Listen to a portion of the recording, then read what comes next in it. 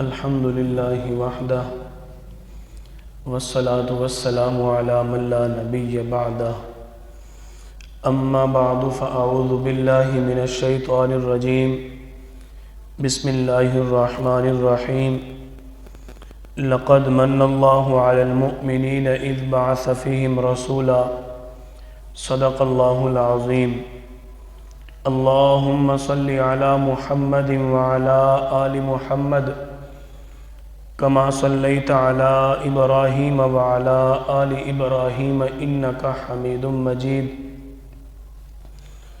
اللهم بارك على محمد وعلى آل محمد كما باركت على إبراهيم وعلى آل إبراهيم إنك حميد مجيد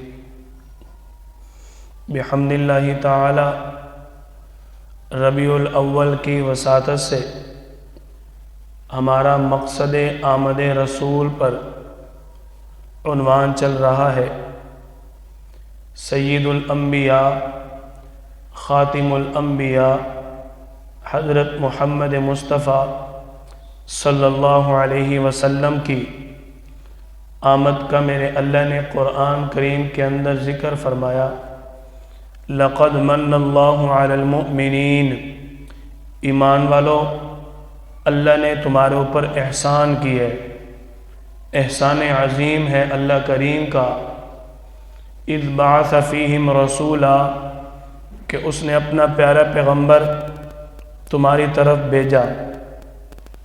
آپ صلی اللہ علیہ وسلم دنیا میں آئے، اللہ کریم نے آپ کو بھیجا۔ انما بعثت معلما، آپ صلی اللہ علیہ وسلم فرماتے ہیں اللہ کریم نے مجھے معلم بنا کر بھیجا ہے، یعنی لوگوں کو سکھانے والا، لوگوں کی تربیت کرنے والا۔ لوگوں کی تربیت کا لفظ، معلم کا لفظ آپ صلی اللہ علیہ وسلم نے جو اپنے لیے فرمایا ہے وہ تمام کلمات کو جمع کرنے والا لفظ ہے، یعنی معلم وہ ہوتا ہے جو لوگوں کی نفسیات کی بھی تربیت کرے، معلم وہ ہوتا ہے جو لوگوں کی معاملاتی تربیت بھی کرے، معلم وہ ہوتا ہے جو لوگوں کی اخلاقیات کی تربیت بھی کرے۔ آپ صلی اللہ علیہ وسلم واحد وہ شخصیت ہیں جب سے دنیا قائم ہے اور جب تک قائم رہے گی آپ نے پوری امت کے لیے تھوڑے سے عرصے میں ہر عنوان پر تربیت فرمائی ہے۔ آپ صلی اللہ علیہ وسلم کی آمد کا اللہ کریم نے قرآن پاک کے اندر ذکر فرمایا اور ساتھ ہی اللہ کریم نے آپ کی آمد کے مقصد کا بھی ذکر فرمایا۔ آپ صلی اللہ علیہ وسلم کی آمد کے جو مقاصد ہیں، جہاں بھی اللہ نے آمد کا ذکر فرمایا سب سے پہلے جس مقصد کا ذکر فرمایا اس مقصد کو آج امت چھوڑ چکی ہے، اس وجہ سے آج امت پریشان ہے۔ اللہ کریم نے آپ کی آمد کا ذکر کر کے وَيَتْلُو عَلَيْهِمْ آیَاتِهِ یعنی لوگوں کو تلاوت بھی آپ صلی اللہ علیہ وسلم سنائیں گے، سکھائیں گے اللہ کی آیات کی۔ یہ آپ کی آمد کا مقصد ہے۔ آپ صلی اللہ علیہ وسلم کی آمد کا مقصد لوگوں کو حکمت کی باتیں سکھائیں گے۔ آپ صلی اللہ علیہ وسلم کی آمد کا مقصد لوگوں کی نیت کو پاک کریں گے، لوگوں کی نفسیات کو پاک کریں گے، لوگوں کے نفس کا تزکیہ کریں گے۔ ان دو چیزوں میں بھی اگر دیکھا جائے حکمت کی باتوں پر آج ہمارا عمل نہیں ہے، یعنی اخلاقیات، ہمارے معاملات، ہمارا لین دین، ہماری تربیت، اس پر آج ہم بہت کمزور بلکہ نہ ہونے کے برابر۔ اور نیت کا پاک ہونا، نفس کا، دل کا صاف ہونا، دل کا سچا ہونا، یعنی اپنا من ہر وقت جھوٹ اور منافقت سے پاک رکھنا۔ اس پر بھی آپ صلی اللہ علیہ وسلم نے امت کی تربیت فرمائی۔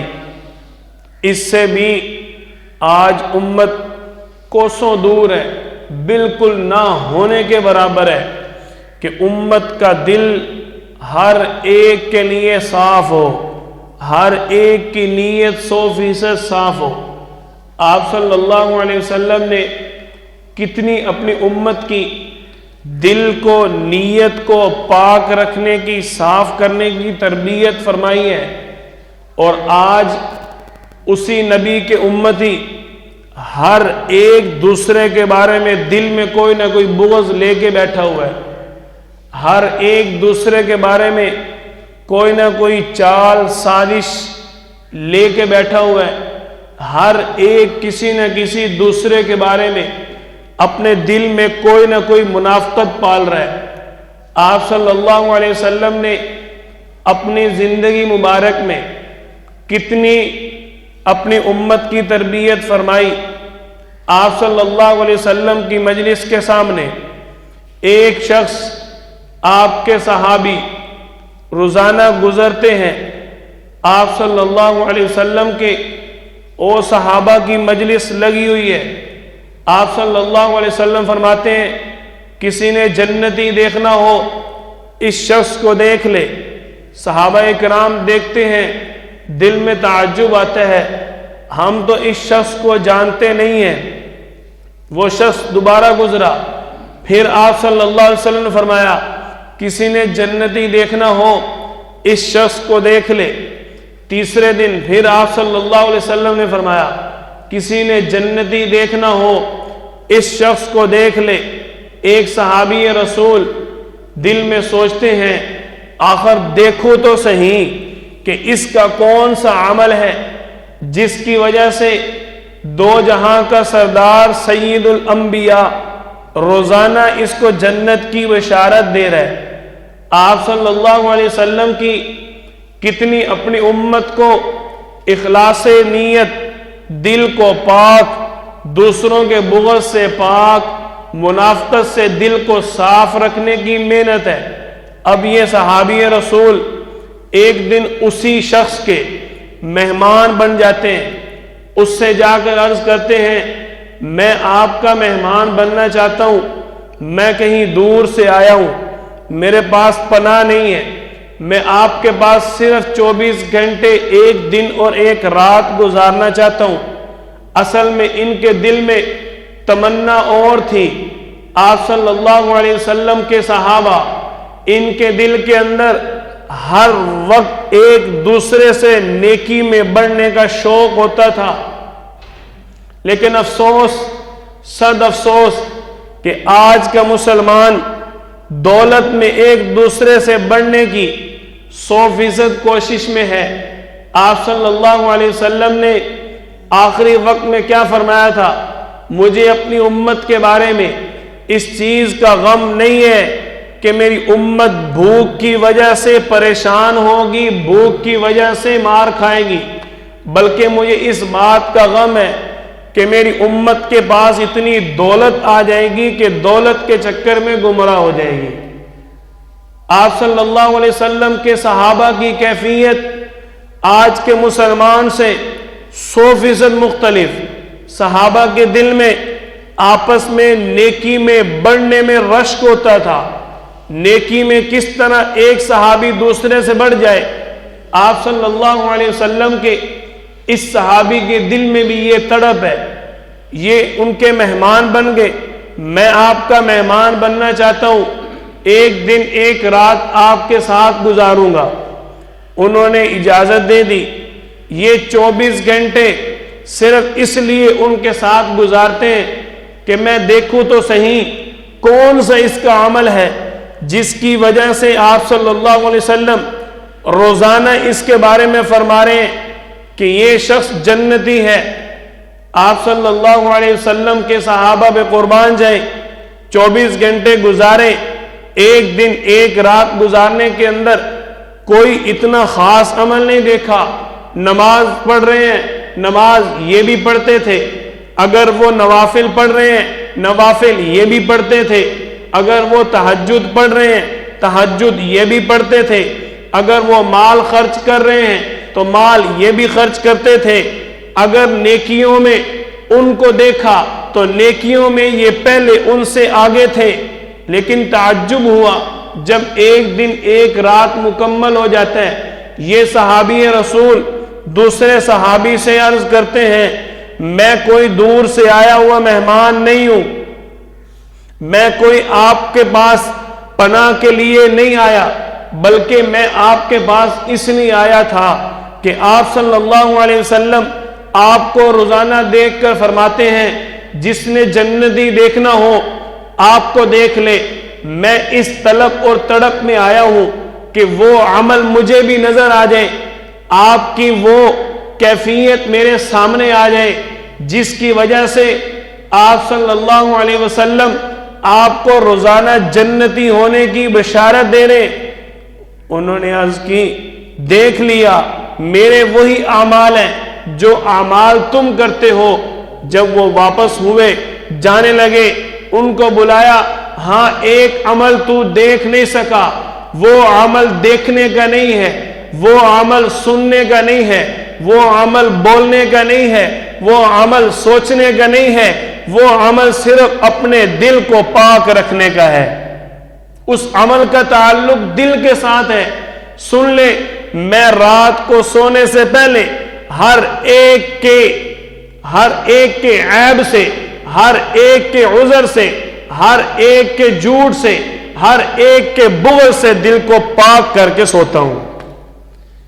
یہ وہ عمل آپ صلی اللہ علیہ وسلم کی مجلس میں آئے ہیں، آپ کو ساری بات بتائی، آپ صلی اللہ علیہ وسلم نے فرمایا یہی اس کا عمل ہے جس کی وجہ سے میں اس کو روزانہ جنت کی بشارت دے رہا تھا۔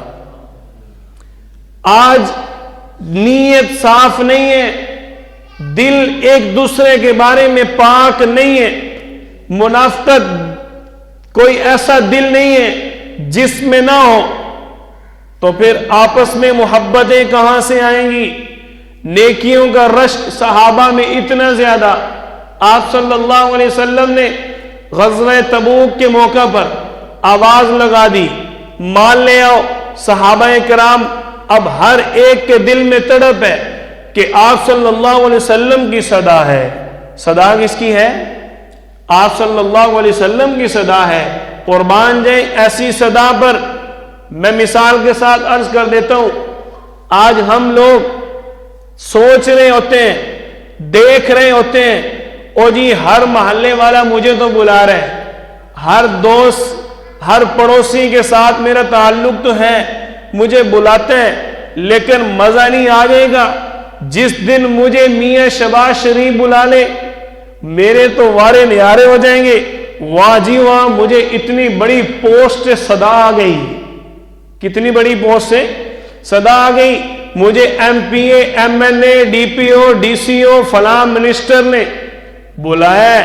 واہ جی واہ، میرے وارے نہارے ہو گئے۔ اسی طرح آپ صلی اللہ علیہ وسلم کے صحابہ، ان کے اندر جو جذبہ ہے میرے اور آپ کے جذبہ سے مختلف ہے۔ ہمارے جذبہ میں بڑا چودھری صاحب، بڑا افسر صاحب، اس پہ ہم رشک کرتے ہیں کہ ہمیں اس نے بلایا، ہمیں اس نے کوئی کام کہا، لیکن صحابہ کرام کے مزاج میں آپ صلی اللہ علیہ وسلم سے بڑھ کے کوئی بھی ہستی نہیں تھی، عملی بھی علمی بھی۔ ہم عملی میں آج زیرو ہیں، علمی میں ہم کہتے ہیں کہ ہمارا آپ صلی اللہ علیہ وسلم کے ساتھ سچا پیار ہے، لیکن عمل دیکھا جائے تو ہمارا سچا چھوڑ کے کچا پیار بھی نہیں ملتا۔ اگر ہمارے اعمال دیکھے جائیں تو ہمارا آپ صلی اللہ علیہ وسلم کے ساتھ پیار تو دور کی بات، کچا پیار بھی نہیں ملتا بھائی۔ صحابہ کرام کو صدا لگی، او اتنی بڑی پوسٹ سے آواز آئی ہے، آپ صلی اللہ علیہ وسلم نے خود چندہ کی صدا لگا دی۔ واہ کیا بات ہے، ہمارے تو وارے نیارے ہو گئے، ہم عمل کریں گے اور نجات پالیں گے۔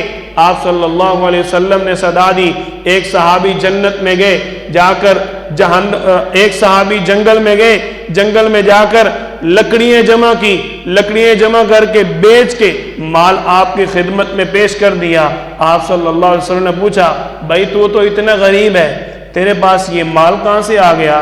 عرض کی یا رسول اللہ، جب آپ نے صدا لگائی کہ لے مال لے آؤ، تبوک کے لیے مال چاہیے، غزوہ تبوک میں جانا ہے، تو میرے پاس کچھ نہیں تھا، میں فوراً مزدوری پہ نکلا، مزدوری کر کے مال کما کے میں نے آپ کے حکم کی تعمیل کی تاکہ آپ کی رضا حاصل ہو جائے۔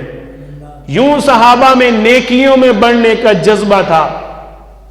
عمر بن خطاب رضی اللہ تعالیٰ عنہ، سیدنا صدیق اکبر رضی اللہ تعالیٰ عنہ کی نیکیوں کو دیکھتے تھے، ہر وقت دل میں جوش ہوتا تھا کسی طریقے عمر ابو بکر سے بڑھ جائے رضی اللہ تعالیٰ عنہما، دونوں میں اتنا شوق۔ آپ نے مال کی صدا دی، اب حضرت عمر رضی اللہ عنہ اس وقت مالدار تھے۔ سیدنا صدیق اکبر رضی اللہ تعالیٰ عنہ نے 22 سال میں سارا مال آپ صلی اللہ علیہ وسلم پر لٹا دیا تھا۔ جب اسلام قبول کیا، مکے کے اندر امیر ترین کپڑے کے تاجر تھے، لیکن جب غزوہ تبوک 9 ہجری میں ہوا، اس وقت ابو بکر رضی اللہ عنہ سارا مال اسلام پر لگا چکے تھے، کئی غلام خریدے، کئی سفروں پر آپ صلی اللہ علیہ وسلم کا خرچ اٹھایا۔ اب ابو بکر رضی اللہ عنہ سخت غربت کی حالت میں ہے، یہ بھی مال لینے چلے گئے، آخر آپ صلی اللہ علیہ وسلم کا حکم ہے، تو ابو بکر نہ پورا کرے تو اور کون کرے گا؟ اب دونوں مال لینے گئے، عمر رضی اللہ عنہ مال لے کے آگے، آدھا مال لے آئے، آدھا چھوڑ آئے۔ سیدنا صدیق اکبر رضی اللہ عنہ جو سارا مال جمع کر کے لائے، وہ عمر رضی اللہ تعالیٰ عنہ کے مال کا 10واں حصہ بھی نہیں تھا، تو مال کس کا زیادہ تھا؟ حضرت عمر رضی اللہ عنہ کا۔ آپ صلی اللہ علیہ وسلم نے دیکھا، آپ نے پوچھا عمر پیچھے کیا چھوڑ کے آئے ہو؟ یہ نہیں پوچھا کیا لے کے آئے ہو، نبی کی نظر مال پہ نہیں ہوتی، پوچھا پیچھے کیا چھوڑ کے آئے ہو؟ یا رسول اللہ آدھا لے آیا ہوں، آدھا چھوڑ آیا ہوں۔ جب آپ صلی اللہ علیہ وسلم کا سوال سنا، عمر رضی اللہ عنہ کے دل میں تھا آج عمر ابو بکر سے بڑھ جائے گا۔ صحابہ میں اس چیز کا رشک تھا، دل کی تڑپ اور تمنا، دل کا اخلاص نیت کے ساتھ کام کرنا، یہ ہوتا ہے۔ آپ صلی اللہ علیہ وسلم نے جن کے دل پر محنت کی ہو، ان کے دل کے کیا کہنے، جن کا تزکیہ میرے محبوب صلی اللہ علیہ وسلم نے کیا ہو، اللہ نے حکم دیا نا، آپ کے آمد کے مقاصد میں لوگوں کا تزکیہ کرنا بھی ہے۔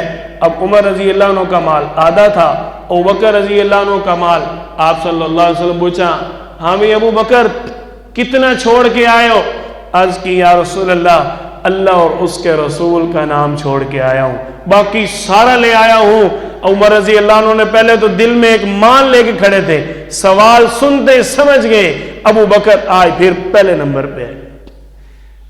اللہ تعالیٰ نے سیدنا صدیق اکبر رضی اللہ عنہ کو پہلے سے دوسرے پہ نہیں آنے دیا، بھائی تم چوتھے کی بات کرتے ہو، عمر رضی اللہ عنہ دوسرے نمبر پہ ہیں، میرے اللہ نے سیدنا صدیق اکبر کو پہلے سے دوسرے پہ نہیں آنے دیا، اور آئے لوگ پہلے سے چوتھے کی بات کرتے ہیں۔